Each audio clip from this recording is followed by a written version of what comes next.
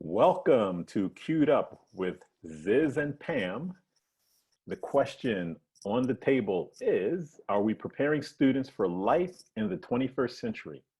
So Pam and I are two people who've come together for the health and well-being of students. And we're gonna do a quick intro and I'll let Pam start.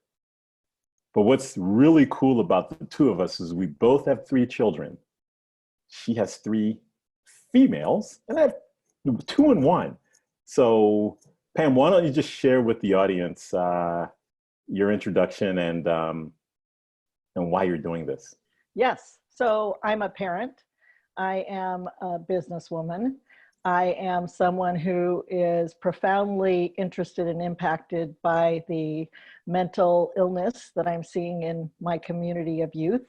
And so I went back to grad school to NYU for online program of school counseling, learned a lot about higher ed, and in that process stopped and decided to write a blog about what I saw happening in the economy, in the job market, our school system.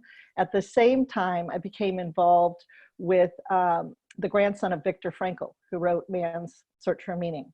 And we have, together with a few others, founded the Viktor Frankl Institute of America, and are working on some books and film with this whole issue of meaning and humanness as the center of our worlds. So that's what I'm interested in, and I'm passionate about this subject, as are you, which is just why we're here. Very timely, huh? Very timely. Very timely. Yeah, as I said earlier, I have three children, all whom have graduated from college. I was the first person to have graduated from college in my family, so it was a blessing for me to see my three graduate. And very much like you, I've worked in higher education at the University of Maryland. I also do a lot of work with young people in middle school and high school. And like you, I've seen some really interesting things. I like to use that word interesting because sometimes I see passion from students and sometimes I don't. And what I really want to see from them is what they're really interested in, because when you see that, the lights go off and it's like, wow. And then not only is it awesome for us to see, but it's also empowering because it motivates us as well as those around them. Mm-hmm. So that's why I love this topic. Are we preparing students for life in the 21st century? And because of the work that you've done and the work that you've shared with me, I think it's appropriate to start with this quote from a teacher who resigned from New York State. He resigned, John Taylor Gatto. Hopefully I'm pronouncing his name correctly. He resigned after winning Teacher of the Year.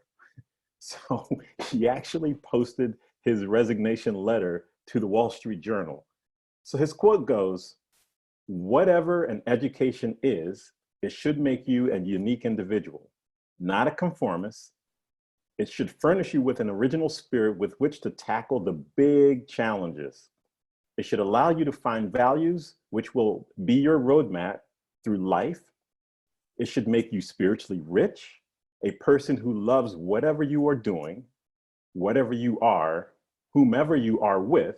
It should teach you what is important, how to live, and how to die." Beautiful quote. So basically, that's very in line with Viktor Frankl in terms of each person is unique and irreplaceable, an individual. And our primary motivation as human beings for living is to find and discover meaning. So one of the reasons he actually quit was because he saw this system. And when we talk about education in the sense of the school system, it's a mechanistic system that processes people like an institution or a factory would, with outputs at the other end. And this is dehumanizing, because as humans, to have to always conform and fit into someone else's definition or external value system is very debilitating to us as humans. Because as humans, we are a mind, body, and human spirit. Now, this is a human dimension. It's not in the religious sense. It's in the sense that we are separated from mammals in our ability to set goals, step away from ourselves and view our lives, to have a conscience that tells us and guides us, tells us what to do and guides us.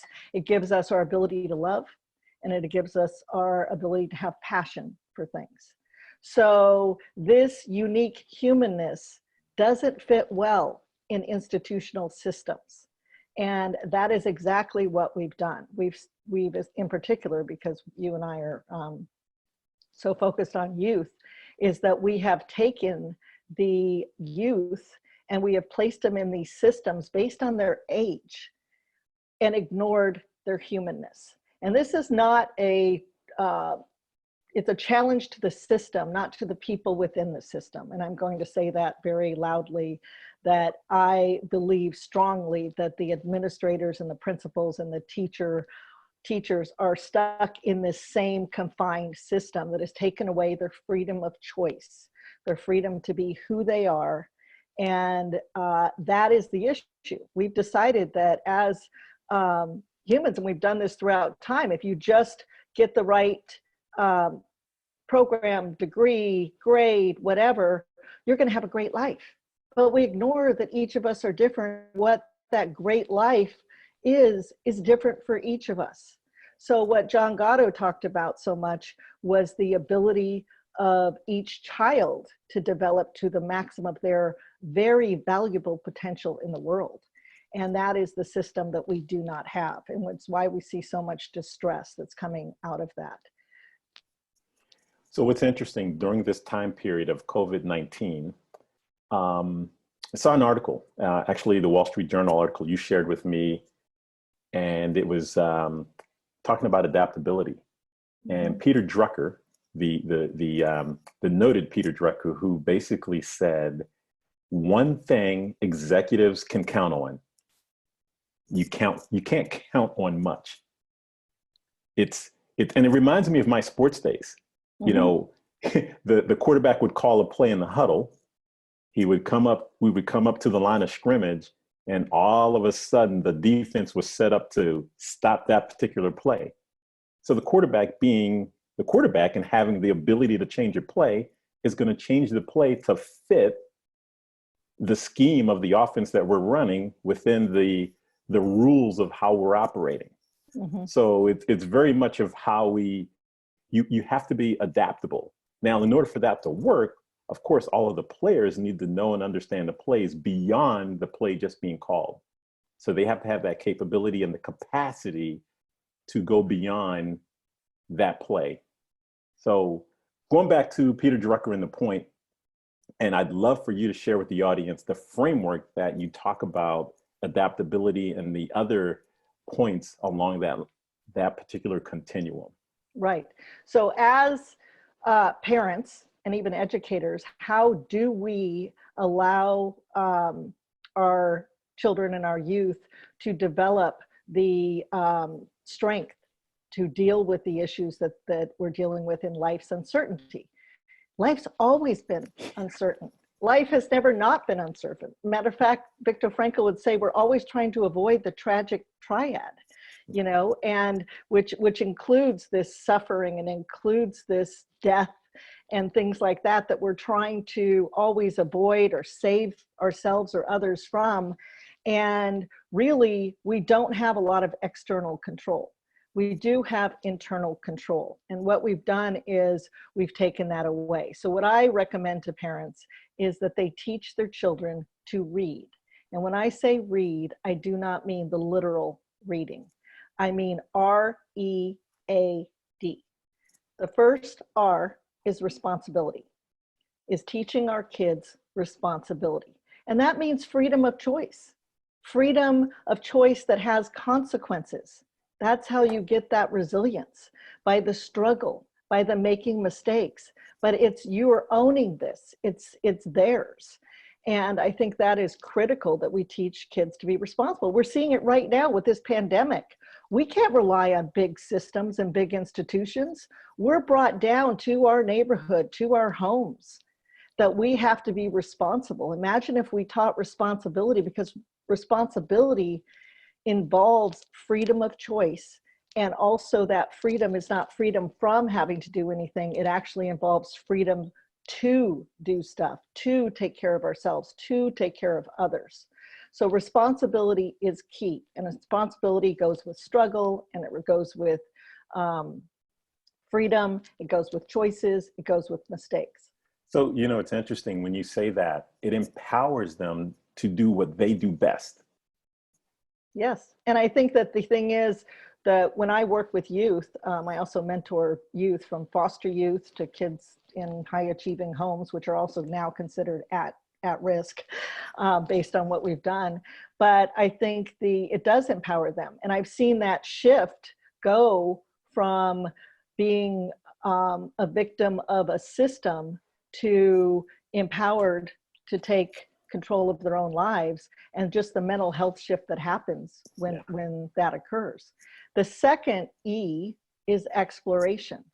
The need to allow our children to explore who they are and how they fit in the world. And this is critical. This involves relational experiences with many age groups. It involves trying and experiencing different types of work. It involves getting out of this silo that we've placed them in as absorbers of information, which is not learning. To have data thrown at you and regurgitated in a finite bubble on a test and to spend so much time and energy on that aspect of their lives is really not allowing them the time that really they need to get out in the world and discover who they are and how to operate with different age groups, how to operate with different systems, different experiences. I want the people who want to go fishing, right? I want them to care about the national parks. I want the people to go surfing. I want them to care about the ocean. I want the people who have different interests to be out there doing their interests so that they care about those interests and they become passionate about protecting their interests as well. And finding other people. I mean, the connection is about, just as you and I, two different coasts, two different people, we connect over this meaning, this tremendous mission that we feel called to. And so really it's the second E is exploration. Get them out there. Yeah. And I'm sure you've seen that with the youth that you've worked with, that when they get out and have time to do the different things they're interested in, how it changes who they are. Well, one of the examples are two twins that go to a high school where I do a lot of work. One actually has her pilot's license. The other is planning to go to college and become a professor. So it's so cool to see two twins who have very much different interests.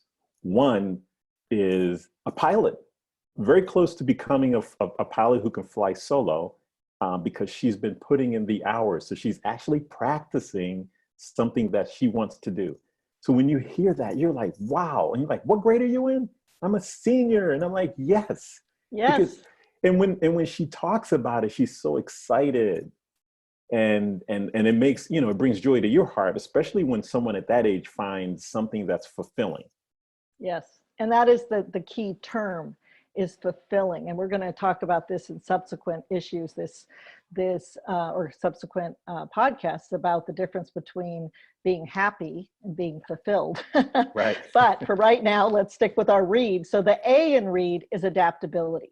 And that is the ability to pivot, the ability to change and adapt to different circumstances. So the Wall Street Journal article that you were talking about was saying the keys to successful leadership were adaptability and the ability to tolerate ambiguity. Okay, life, hello, life. And so certainly as our economy is transforming, we are not in Kansas anymore. We are in an entirely different paradigm. We are in a world that is virtual and physical and always moving in between. We are pioneers across this new landscape. So we need to adapt to survive. And our children are not allowed to adapt because adaptation requires failure. Adaptation requires struggle. Adaptation requires getting faced with things that you have to figure out how to change. This is what we call critical thinking. Well, critical thinking happens when you care about something. not when you have this made up project and the made up thing, and then this is what you're supposed to do. That doesn't have meaning to them. But you say, how do I see my friends in the middle of a pandemic?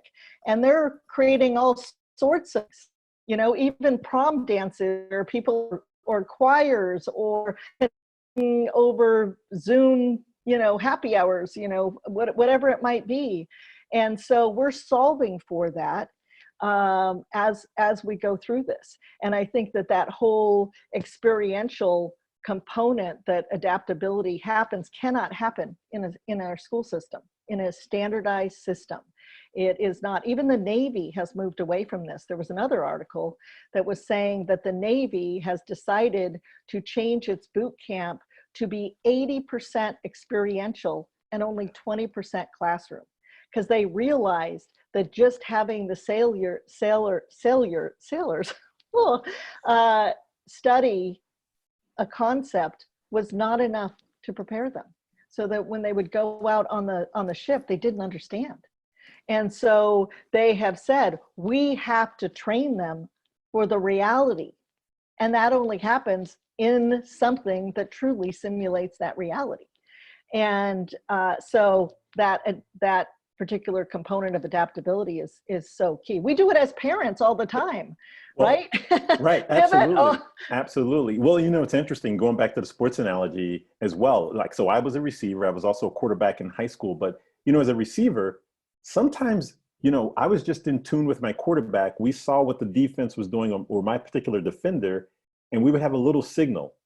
And he and I would just be in tune with one another, that we would go, okay, if he does this, I'm going to do that. And it was just, you get there by practicing. So what you said about the sailors, the experiential learning, and what the Navy is doing, I think is just awesome, because it gives the individuals the opportunity to be expressive, to learn as they're doing. And that's exactly what we want. So I love the adaptability and being able to pivot. So absolutely. And then that leads us to our D, which is discovery of meaning, the essence of life. It is not enough to have the picket fence, the job that pays well. It has to be deeper. I'm a huge fan of Johann Hari, his Lost Connections, and I was just rereading his book the other night, and he was talking about reading about the 1950s feminists, or 1950s housewives, before feminism really exploded in the 1960s. And they were going to the psychologist saying, I have the house, I have money, I have a picket fence, I have 2.2 kids, and I'm miserable, right? Because it wasn't enough. They did not have control over their lives to pursue the things that mattered to them, which is unique to each. We cannot give meaning to somebody. We cannot create it for them. We cannot discover and manufacture this or for them. It is unique to every single human being to discover their own meaning. And meaning gets discovered in things we create, what we give to the world, things we do, activities. This for us is giving us tremendous meaning. It comes in experiences, being in nature, in beauty, in a relationship where we care about one another. We have that sense of meaning and belonging. And in the event that we're in circumstances that are beyond our control, we have cancer, or Viktor Frankl being in a concentration camp. It is in our ability to adjust our attitude in how we look at it, but meaning is always present. And that discovery of meaning involves listening to the noetic dimension, which is that human spirit, which is telling us and guiding us, but we suppress that. We're like, no, follow these external benchmarks. Don't learn to listen to yourself and your conscience and your passions and whatever. I think this is why we validate whether or not they get straight A's. Well, somebody who gets a straight A's and a valedictorian, right? What are they? They're chief conformists. They're the people who know how to compete the most, who suppress their passions in order to be able to be generalist And what happens in the work world? Well, guess what? They used to work out really well when we had corporate ladders, right? When it was, you had to conform. Go ahead. Well, I was just going to say, I mean, that in and of itself is a whole segment that we could spend time on it. Yes. And I'm excited to talk about that because grades are just a reflection in time at a point in time when someone takes a test. That just tells me they did well on that test at that point in time. Mm-hmm. So if I ask you a question unrelated to something else, or even to that material a month or two down the road, and you're not able to share with me how it was used, what does that tell me? Right. Applied knowledge, not knowledge. Right. Because the internet changed the world. We don't need knowledge. We need to know what to do with it. So, and you just said something really interesting. With the internet and with Google, you can do searches to find information that relates to answering a particular question. Mm-hmm. But what we need in a situation like this pandemic, COVID-19, how do we respond? What do we do? What are the answers to questions that we don't even know what the questions are? But we're so busy and trained to have our blinders on that the only way you do that is in a classroom. And yet we now, I call it the Gutenberg Bible moment. So when the Gutenberg Bible was invented in the 1400s, it changed the world because it developed the printing press. It was the first time that they moved letters around and they could mass produce something. And suddenly everyone who, first started with nobility, but eventually it moved down, learned how to read outside of a classroom, by the way. Grandmas taught each other, older siblings taught each other, people taught themselves, whatever it might be, they learned. And we have that moment now with the internet. The internet, we have the ability to leave. Kara, who is our engineer and person who does the website and does everything, when she was in college, they did not teach this, right? And because it's new, it's just been developed in the past 10 to 15 years. Right. She taught herself everything on YouTube. She takes classes. She interacts with people who are on the forefront of all of this. And she has learned to do it on her own. And that's what's so exciting, even about this pandemic moment. What do you want to learn? What do you want to discover? We have MOOCs. 100 million people are taking online classes in everything from art to data science, right? Well, I was just going to say, so Kara is a great example of the framework, R.E.A.D, responsibility, exploration, adaptability, and discovering. Mm-hmm. And in doing so, she dove deep because she wanted to learn. Mm-hmm. And when you have that, you don't need someone telling you what to do. No. You continue to go on, and then all of a sudden you discover, wow, here's this, here's that. So anyway, I think I love the framework. I think this is a great place to stop this particular segment. I hope that if anyone who's listening has any questions, please feel free to ask at q-edup.com, and we'll love to address your questions and anything that pops up. But in this conversation about are we preparing students for life in the 21st century, I think this particular framework that Pam just shared, R.E.A.D, is a great one for students and also parents to employ and a great way to teach. So thank you for joining us in our first segment. Yes, thank you. It was so enjoyable.